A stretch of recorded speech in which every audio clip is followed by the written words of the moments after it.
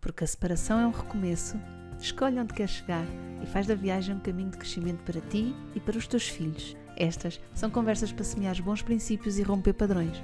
Se és um pai ou uma mãe que deseja sinceramente ultrapassar a separação para viveres a tua parentalidade com integridade, responsabilidade e autenticidade, então vem connosco, define as tuas coordenadas, vais chegar onde ainda nem sequer consegues imaginar. Olá, bem-vindo, bem-vinda ao nosso podcast GP3S para um divórcio mais consciente. Hoje vou estar à conversa com a Margarida Roque Pereira. A Margarida é filha, é mãe, é mulher e trabalha com filhas, mães e mulheres, ligando momentos de vida e morte, do nascer ao morrer. Dedicada à gravidez, parto e pós-parto, entrega-se ao nascimento, luto, trauma e cura interior. Em ciclos que se abrem e fecham e que se querem completos, totais, inteiros. Viveu, enquanto filha, a experiência da parentalidade não conjugal quando perdeu a sua mãe.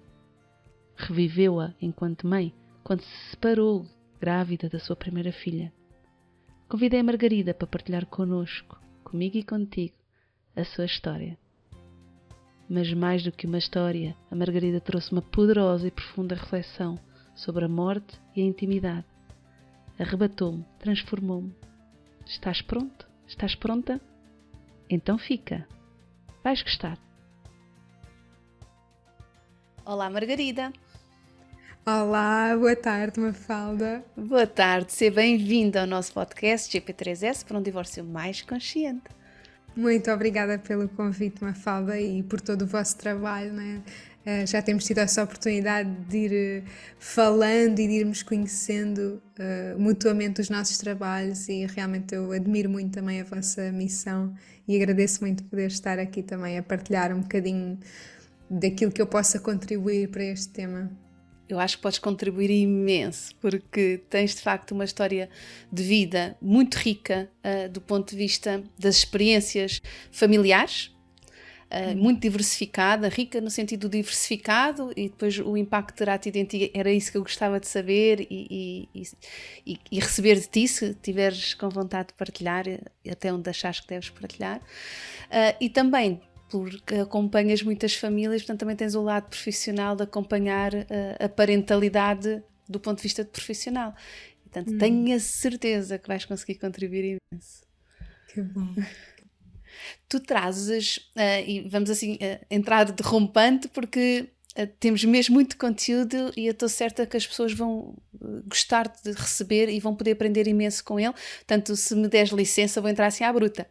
Claro que sim. Pode ser. Mas é tua. É? Ok. Olha, eu sinto que traz esta diversidade e esta riqueza toda porque traz um outro lado da parentalidade não conjugal, que é o lado da parentalidade não conjugal por viuvez.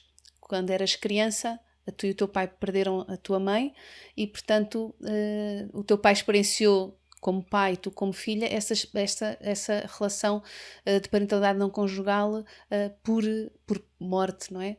De uma das pessoas. E esse é um dos outros, do outro lado da parentalidade não conjugal e que raramente se fala. E, portanto, queres começar por aí? Sim, sim. E realmente foi uma coisa que quando eu me tornei mãe, depois o meu pai também me trouxe, não é, dessa noção da monoparentalidade pelo exemplo dele de viuvez e que eu não tinha ainda quase tido essa tomada de consciência, não é? Porque parece que quando falamos em não conjugal, parece que é aquela vontade de um ou os dois se separarem, se divorciarem, mas também há aqui outros contornos, não é? Exato.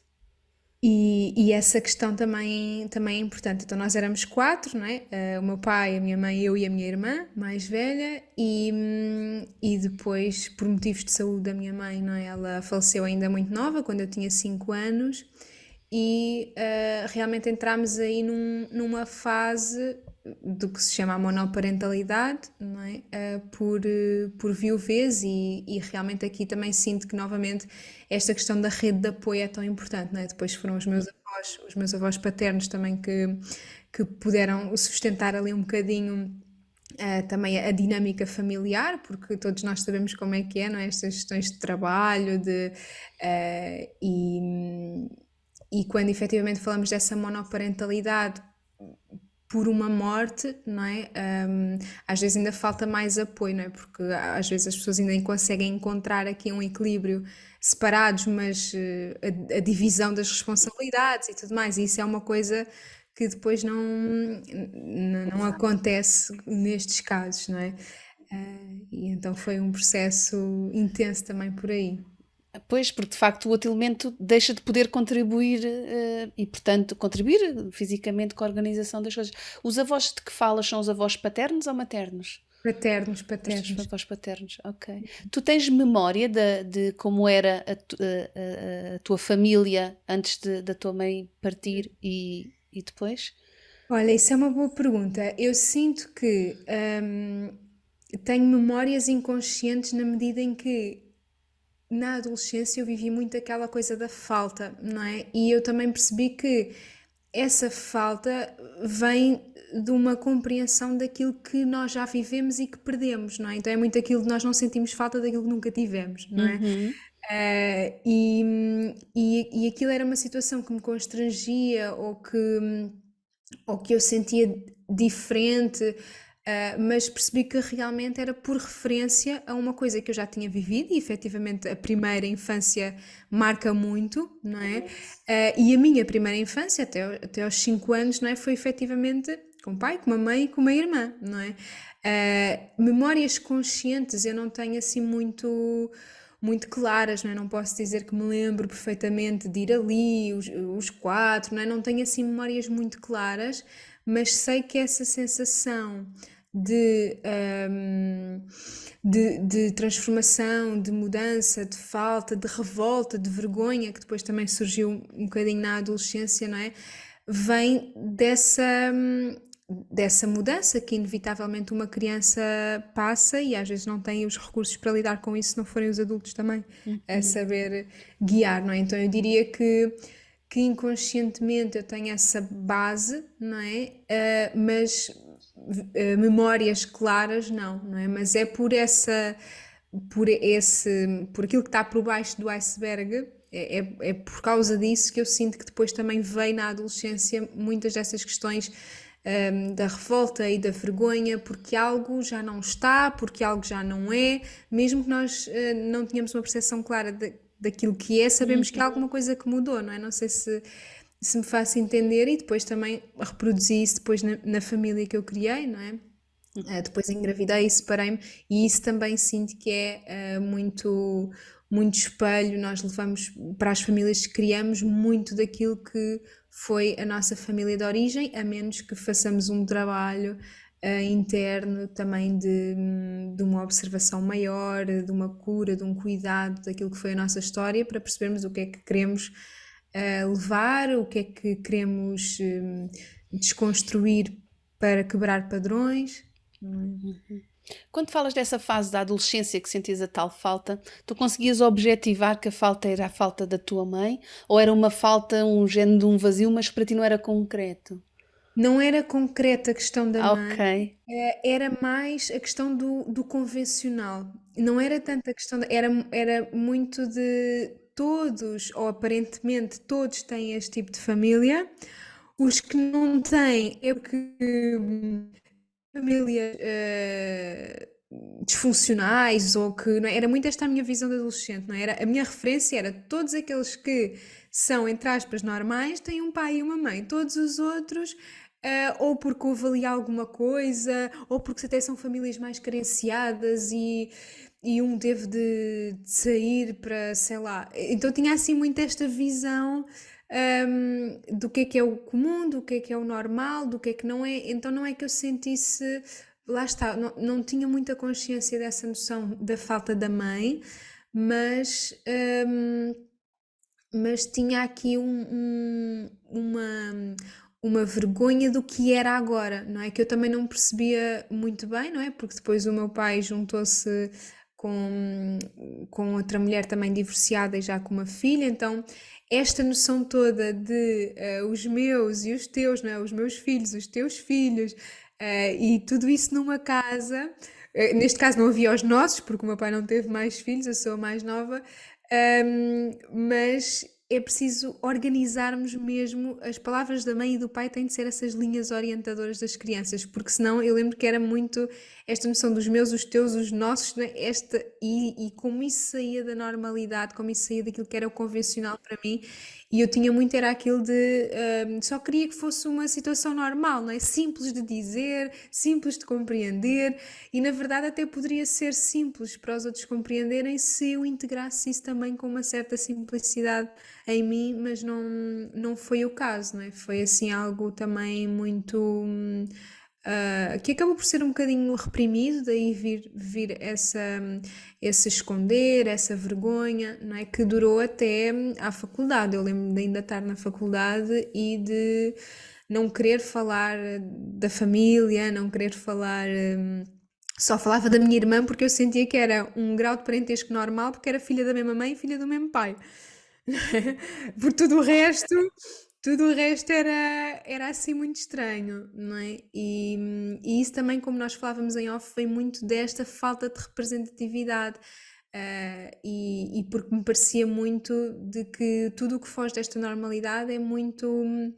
É porque falta algo, é porque nós não queremos que nos falte, não queremos sentir essa sensação de diferença pela inferioridade, não é? Digamos assim, como eu sentia nessa fase, até realmente começar a organizar algumas coisas na cabeça, não é? Uh, Houve espaço na tua família para falar sobre isso ou viveste essa experiência que me estás agora a descrever sozinha? Partilhaste com a tua irmã, com amigos? Olha, Como é que foi? foi, foi assim mesmo um assunto tabu, não é? Como a morte é, e por isso é que eu também trabalho, eu sou doula e trabalho com grávidas e casais, não é? Nesta fase da pré-conceição ao pós-parto e também incluindo muito a questão do luto na perda estacional, e também pela minha própria experiência da perda da minha mãe, não é? Que me trouxe também muito isso. É quase como se o meu trabalho fosse uma reverência a essa maternidade pelo o enaltecer do feminino, não é? E integrando também a morte nesse contexto. Então formei-me como doula de nascimento e doula de fim de vida, para juntar aqui estes dois Uau! polos. Sim. Um, então eu senti que foi uma coisa muito escondida, não é? E hoje, também com algum trabalho em relação a constelações familiares e tudo mais, eu percebo como aquilo que é, como as pessoas que são excluídas, não é? Como aquilo que não é visto ganha tanta força e ganha tanta proporção, não é? Então foi assim, é quase aquele elefante azul no meio da sala que ninguém fala e até mesmo entre mim e a minha irmã, que sempre tivemos uma relação super aberta, não é um assunto que seja muito apalpado ou muito desmistificado, não é? Por essa sombra com que nós também crescemos e por isso é que também tenho tanto prazer em trazer este tema da morte à vida, não é? Ao nascimento, à infância, porque sinto que é mesmo importante. Lá está, nós abrirmos esse jogo às crianças com a verdade, não é? É muito aquela frase de verdade liberta e só a verdade vai poder organizar a mente e o coração das crianças, mas nós muitas vezes pensamos que é o contrário, não é? Que é o proteger e é e é na melhor das Claro. intenções, não é? Mas recordo-me que essa foi mesmo uma postura da minha família, não é? De vamos falar menos ou vamos esconder ou não vamos tocar no assunto para proteger, não é? Mas na verdade isto é aqui um amor envolvido de uma dor que aprisiona mais do que aquilo que liberta. Então eu sinto que o meu caminho, o meu crescimento pessoal também é muito desse de o autoconhecimento a partir da reverência do pai e mãe, não é? Quando nós escondemos uma mãe, nós escondemos uma filha, não há como. Até mesmo na parentalidade, o que eu sinto também com a minha filha, não é? Que estou separada do pai dela, da Jasmine, o não reverenciar o pai dela é também não ver uma parte dela, não é? 50%, vá, metade dela. Então, a exclusão, eu sinto que é mesmo uma ferida que nós, enquanto sociedade, precisamos de curar muito para que as coisas possam diluir-se um bocadinho mais, não é? Porque aquilo que é excluído ganha uma dimensão, assombra-nos mesmo, aquilo que nós não vemos, aquilo que não queremos ver, ganha um peso e uma carga em nós que nós às vezes preferimos carregá-la a chorarmos na verdade, a encontrarmos na verdade, não é? Porque isso é. Eu gosto muito daquela noção e sinto isso, não é? De como a liberdade pode ser mais aterradora do que estarmos ali a carregar mochilas com pedras, não é? Então, abrirmos à liberdade e abrirmos à verdade é um trabalho quase sobre-humano em que nós realmente abrimos o coração e libertamos esta noção mais primitiva de sobrevivência, não é? Do que é que me vai acontecer se eu abrir o coração, se eu abrir o jogo, não é? E então é quase largarmos este lugar mais primitivo em nós e irmos para um lugar sobre-humano que é esse de poder viver em liberdade, poder viver em verdade, poder assumir quem somos e de onde vimos e o que queremos criar, não é? Tu achas que o tabu é a morte ou o tabu é a dor? Hum, boa pergunta. Eu, na verdade, quando eu refleti até mais profundamente nesse tema do que é que realmente aqui, o que é o tabu aqui, eu senti que era muito porque eu também estando no mundo dos partos e no mundo, não é, da sexualidade, porque no fundo o parto é lidar com o corpo, com a nudez, com o lugar mais visceral, com o lugar da abertura, não é, de corpo e de mente às experiências transformadoras de encontro com o desconhecido, não é, como é um parto. Então eu quando comecei a contactar mais com essa realidade, eu comecei a sentir que realmente havia um grande tabu da intimidade, não é? O medo é de nós estarmos muito próximas. O que era o medo no parto? Era de nós estarmos muito próximas do nosso próprio corpo, muito próximas deste limiar vida e morte, porque é uma transformação enorme passar por um parto, não é? E eu também estou muito ligada ao parto domiciliar, então é uma versão do parto ainda mais, menos medicalizada, mais corpórea, não é? Mais sentida, se puder dizer assim. Um, então eu sentia que era muito talvez aquilo que nós tínhamos mais medo e por isso seja mais abafado e por isso seja um tabu mais social é efetivamente dessa intimidade connosco e com os outros, porque a verdade a única coisa que faz é unir-nos, não é? A verdade nunca nos separa, a verdade une-nos e essa união traz essa intimidade. O que é ser íntimo de alguém, não é? Então eu no fundo senti que este tabu da morte era o tabu da intimidade, que é o que eu sinto também que existe connosco mesmas, não é? Porque é que nós não vamos mais fundo em nós? Porque o que é que acontece se eu me conhecer mais, se eu for mais íntima de mim, for mais íntima do outro? Isso é um lugar, como eu dizia, quase sobre-humano de largarmos esta necessidade de pertencer, sobreviver, assegurar, né? E partirmos logo para aquele lugar de, ok, a vida é segura e eu posso encontrar liberdade nisto, não é? E eu sinto que muitas vezes nós ainda estamos neste patamar de é seguro, não é seguro, é seguro, não é seguro, não é? E isso é um lugar da sobrevivência. Nós estamos em perigo, alerta, o que é que eu faço? Se eu for verdadeira, vou perder o vínculo com esta pessoa, então eu utilizo algumas máscaras para assegurar que pertenço e que tenho, mesmo que não seja uma relação muito profunda, mantenho uma relação de alguma forma com esta pessoa, não é? Então nós asseguramos o limiar e isso às vezes impede-nos de ver que há mais para além do limiar, não é? Então eu sinto que é mesmo o tabu da intimidade, é conhecer-nos mais a nós e encontrarmos mais o outro também nisso, porque a morte fala de nós, no fundo, o que é que nós sabemos que somos, garantidamente.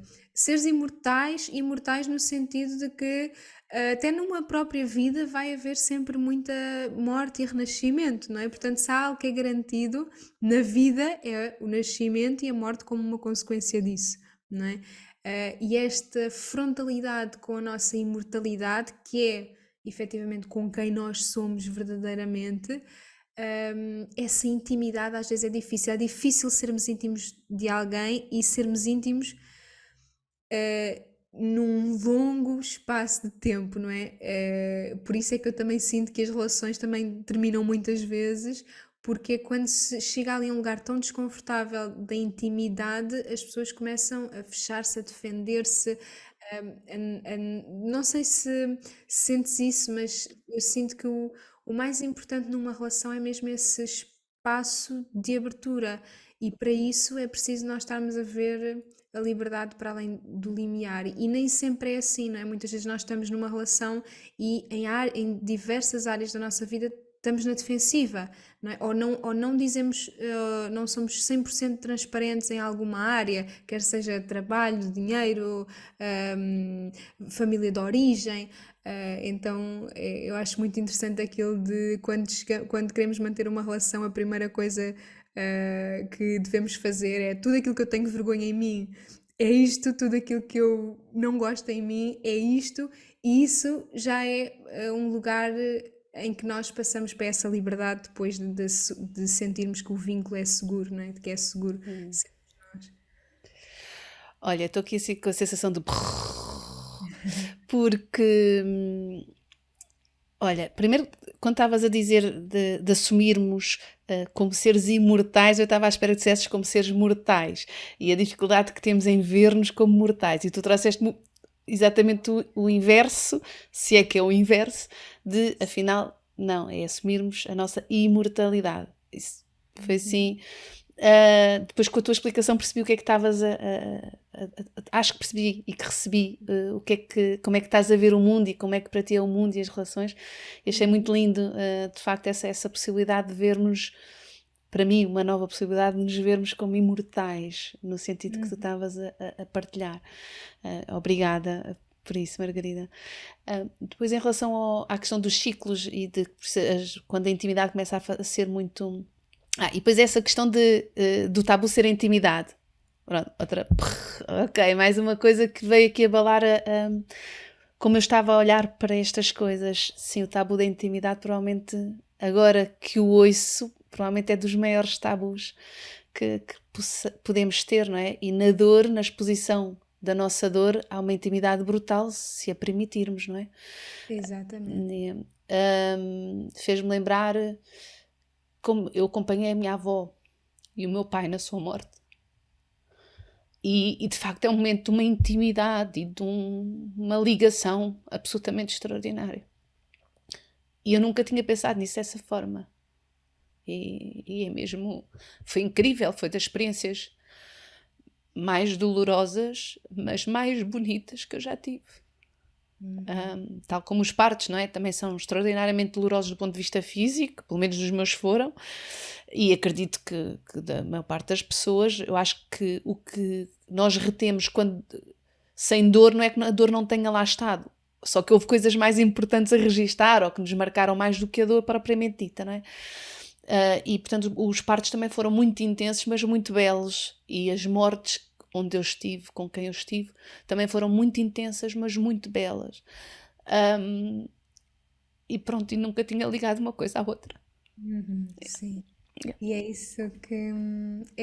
Porque isso tem a ver com efetivamente a intimidade. A dor, a exposição. Nós mostramos o nosso corpo de dor, é mesmo o lugar da maior profundidade na relação com o outro, não é? Por isso é que parirmos ao lado de alguém, morrermos ao lado de alguém, não é? Abrirmos ao lado de alguém, eu sinto que isso é uma grande dificuldade nossa quando estamos naquele limiar de vou ser aceito, não vou, é seguro, não é? Um, e aí abrimos a tudo isso para simplesmente deixar o outro também entrar nessa nossa esfera de dor e de verdade, porque a verdade é isso, é a dor e o prazer. Não há dor sem prazer, nem prazer sem dor. Nós estamos aqui numa dimensão muito dual e complementar, não é? Estes contrastes complementares. E quem nós permitimos que esteja connosco nisso são as pessoas mais íntimas, e muitas vezes é difícil que a família de origem esteja nesse lugar, não é? Às vezes nós temos tantas feridas com pai, com mãe, com irmã, com ex-marido, que nós estamos sempre na defesa, estamos sempre com uma armadura e não mostramos a mínima ferida. não é? E por isso também não temos intimidade, e por isso é que a relação também não se aprofunda, e por isso é que nós escondemos, e por isso é que há o tabu, não é? É quase como aquela questão de olhar nos olhos, não é? Quando olhamos nos olhos, quem é que efetivamente, a quem é que nós conseguimos olhar nos olhos durante um período de tempo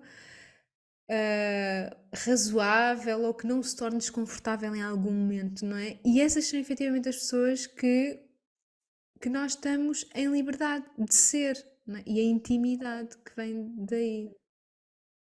O, quando estavas a partilhar essa necessidade ou essa possibilidade de sermos íntimos expondo as nossas feridas versus termos armaduras e protegermos-nos, estava-me a ocorrer aquela inquietação de, pois, isso seria possível se não houvesse quem fosse mexer nas nossas dores para fazer doer mais. Depois dizem, lá estou eu na minha história, nas minhas cenas que eu conto. Se calhar é para andarmos todos a contar estas coisas que depois temos medo de expor essa dor. Por outro lado, se há um lado meu que me diz isto, olha, Mafalda, se calhar és só tu a contar uma história, é só coisas que tu dizes a ti própria, ou que já tenhas tido essa experiência, mas não tem que ser a norma, ou não tem que ser... E sinto isso. Por outro lado, há outra parte de mim que diz, na verdade, muitos de nós crescemos e aprendemos estilos de interação que passam por pela dor, infligir vergonha, infligir a culpa, e portanto mexer nas dores pode mesmo ser uma das formas que as pessoas aprenderam de comunicar, de lidar umas com as outras, de controlar o comportamento umas das outras, de gerar mudança na outra. E portanto não me parece que seja só uma coisa pessoal minha, creio que de facto é uma coisa mais coletiva do que pessoal, de termos padrões de interação muito baseados, ou muitas vezes baseados no pressuposto do desconforto do outro e do mal-estar do outro para conseguir a mudança que eu desejo, ou que eu quero, ou para me sentir mais conectada. Às vezes também parece que nos conectamos mais pela dor do que pela satisfação. E eu aí sinto que entra o espaço da terapia, não é? Ok. Aí espaço da terapia onde nós podemos porque nós também não vamos, não é? Nós não vamos. Eu costumo pensar muito assim, até porque estou muito ligada, pronto, aqui à questão da reprodução e tudo mais, e, às vezes há muito esta questão do toque, do toque no colo do útero no Uhum. parto, na monitorização do ciclo, e eu também penso assim: se isto fosse para ser assim tão tocado, seria à ponta do nosso nariz. Se está lá bem escondidinho, é porque não é para ser tocado por toda a gente, é por não ser tocado todos os dias por nós, não é? Ahm, e então eu também penso isso, as coisas que estão lá bem escondidas é porque elas também precisam de lá estar. É como a cobra quando vai para debaixo da terra para mudar a pele. Ela, para sobreviver, precisa de se esconder para mudar a pele. E não é um momento de ser tocada por outros, de ser vista, não é? Então também há aqui, assim como temos uma privacidade com o nosso corpo, há certas partes do nosso corpo que nós não mostramos a toda a gente, aqui também há certas partes do nosso interior que nós não vamos mostrar a toda a gente, porque mais facilmente nos vamos sentir violadas, desrespeitadas, invadidas, sei lá. Uhum. Vamos sentir que é uma invasão maior do que aquilo que é um suporte. Então, para nós podermos realmente que essas zonas, para nós permitirmos que essas zonas sejam tocadas, tem de ser em espaços, não é? Hum, muito seguros, no sentido de ou ser um espaço terapêutico, ou de ser com alguém que realmente, às vezes até, sei lá, alguém da família, alguém que realmente consiga nos fazer sentir apoiados nessa busca interna do nosso próprio corpo, físico ou mental, não é? Uhum. E emocional, não é? Então não é, também não pode ser aquele, eu sinto também não é aquilo de agora vamos contar ou vamos expor tudo, não é? Há aqui muitos contextos e muitas profundidades, por isso é que nós temos poucas relações onde conseguimos ir hum, profundo, são poucas as relações onde efetivamente nós temos essa possibilidade de ir profundo, porque também temos uma vida funcional a acontecer e também precisamos de ser funcionais, ser automáticos, não é? Então é escolher também muito bem os espaços seguros que me permitem ir aprofundar esse campo, não é? Encontrar mais liberdade em mim sem ameaçar a minha segurança, sem ameaçar, não é? Aqui a minha autenticidade, sem ameaçar aqui a vida, no fundo, não é? E nós às vezes sentimos logo que estamos a ser ameaçados, não é? Por algumas pessoas e daí fecharmos-nos tanto. Mas também o trabalho interno é com pessoas e pessoas, não é? Que fazemos. E às vezes a raiva toda do ex-marido não é com o ex-marido que vamos trabalhar, é com um terapeuta. E está tudo bem assim, não é? Yeah. É Não tem de ser isso. com todos. Outro assunto que estavas a trazer, Margarida, que tocaste, acho tão importante, de como é possível que estavas a pôr como hipótese que é nessa dificuldade da intimidade que as relações às vezes terminam, porque a intimidade pode ser tão desconfortável que depois preferimos terminá-la e afastar-nos do que manter-nos nela e passar por ela.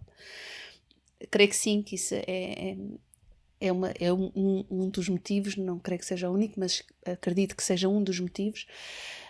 E acredito também, e foi uma associação assim, quase imediata àquilo que estavas a partilhar da intimidade enquanto tabu e da morte enquanto tabu dada à intimidade, é que as relações também morrem muitas vezes, não é?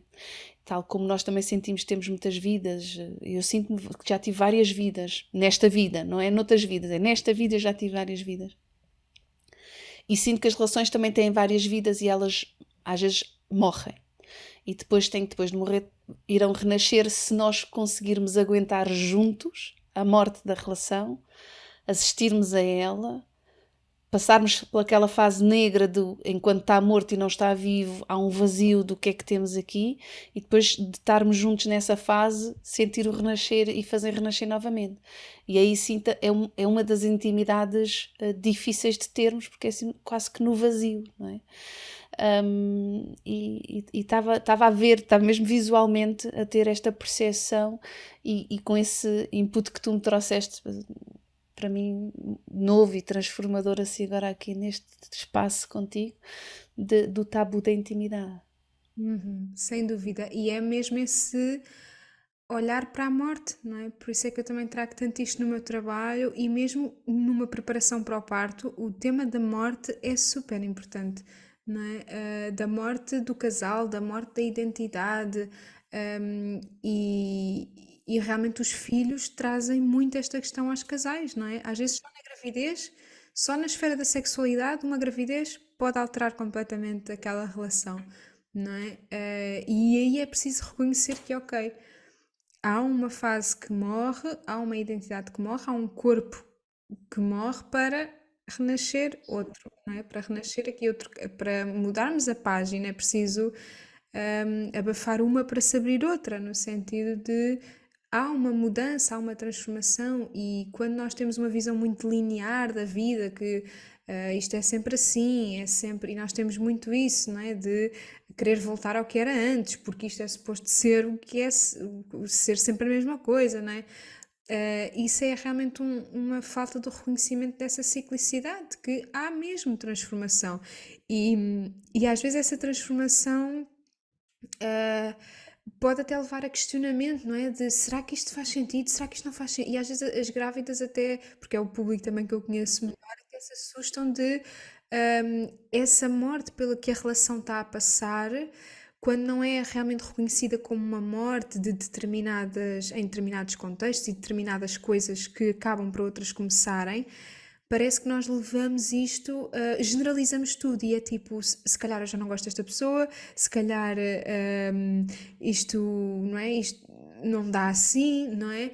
Então eu sinto que às vezes há, na falta da compreensão mais profunda, há uma generalização e eu sinto que essa generalização às vezes pode ser uma armadilha porque às vezes não tem a ver com a pessoa, tem a ver com a morte daquela fase, não tem a ver com o marido que nós temos, tem a ver com a fase com que o casal está a passar naquele momento, não é? E aquela fase vai transformar as identidades, mas não é que nós estejamos a falar de será que ainda é com esta pessoa ou não é? Será que eu sempre estive enganada e agora é que.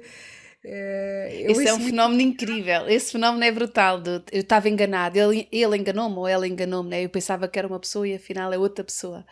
E na Sim, verdade o que às vezes acontece é, sim, nós também há também há esse mostrar às vezes da nossa melhor versão, que depois não é sustentável ao longo de todos os dias, muitos dias, e portanto a nossa versão não é que fosse mentira, mas é um estar que não conseguimos sustentar durante muito tempo, e depois veio o outro estar que para nós é mais natural e que pode não ser tão bonito, nem tão harmonioso àquilo que à partida tínhamos conseguido no início da relação manter. Mas para além disso, que apesar de tudo acho e sabe-se que é natural fazer-se, as pessoas fazerem, não é? Há depois, com a proximidade e com a intimidade, um desvendar de níveis daquela pessoa. Não é que ela nos tenha estado a enganar, mas de facto é preciso tempo para chegar a determinados níveis, e quando estamos de frente com eles nem sempre são fáceis para nós de aceitar, não é? E de fazer concordar com aquela pessoa, de manter a coerência. Olha, esta pessoa é a mesma pessoa, embora esteja a ver coisas que nunca tinha antes visto, e não andei a ser enganada, só que foi preciso o tempo de chegar lá para conhecer, foi preciso... não exatamente. é? Isso está-me a fazer lembrar uma frase que eu já não sei bem articulá-la como é que ela é, mas era algo como apaixono-me pelo que gosto em ti e mantenho-me pelo que não gosto. Ou seja, é quase como aquele deslumbre é pelas coisas efetivas, pela melhor versão, mas depois a manutenção ali é na sustentação também da nossa pior versão, não é?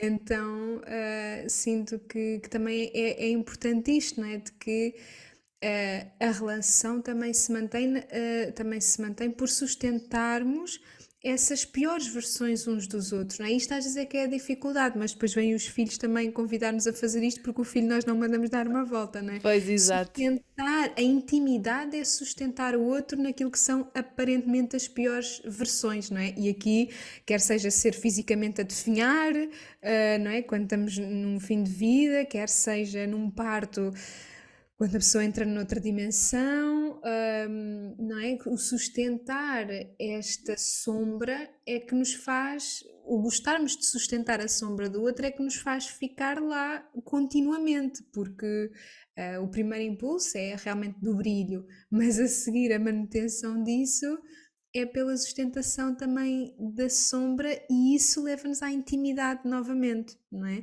Nós sustentarmos as sombras também das pessoas que estão à nossa volta, nomeadamente de um parceiro ou uma parceira, não é? Nos faz ser mais íntimos, porque aquela pessoa conhece uma versão mais aprofundada, não é? Sim, mais total também ao mesmo Mais tempo, total. mais Exatamente. multidimensional. É. Olha, voltando aqui à tua experiência de filha de uma parentalidade não conjugal, não é? Ou uma parte também passaste pela fase em que era uma parentalidade conjugal. Surgiu-me a vontade de te perguntar, Margarida, como é que te relacionas com a palavra órfã ou órfão? Olha, nunca foi assim uma palavra que. Nunca foi uma palavra com que eu me relacionasse muito, nem me identifico muito. No entanto, eu sinto que também depois de um processo terapêutico, também depois de um processo aqui um bocadinho de aprofundamento, é quase como se eu tivesse deixado de sentir, é quase como se eu tive a oportunidade de poder reencontrar essa presença da minha mãe de outra forma, não é?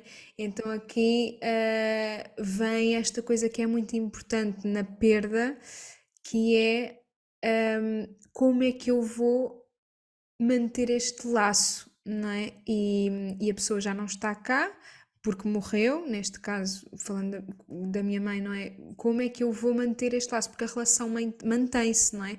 E isto vê-se em tudo, não é?